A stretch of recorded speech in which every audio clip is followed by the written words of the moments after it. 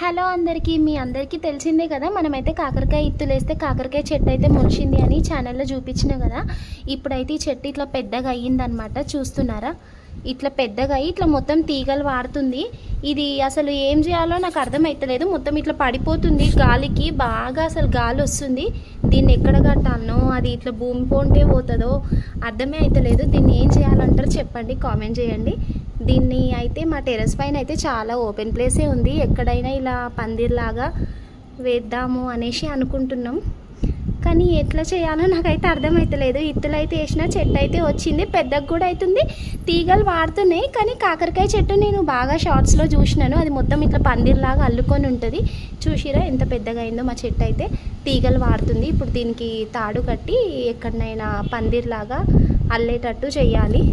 కానీ ఇట్లా గాలికి ఇట్లా తల్లడిల్లుతుంటే నాకైతే బాధ అవుతుంది. మా కాకరకాయ చెట్టు ఇట్లా అవుతుంటే అది ఉంటుందా పోతుందా అర్థమవుతలేదు. గాలికి ఊగులాడుతుంది మా చెట్టు అయితే. చూడండి, బాగానే పెద్దగా అయ్యింది. ఇట్లా కట్టాలి, ఎక్కడైనా కడితే బాగుంటుంది అనేసి అనుకుంటున్నాను. ఇలా మొత్తం ఏదో ప్రాణం లేనట్టే వాలిపోతుంది, ఎందుకో చెట్టు అర్థమవుతలేదు.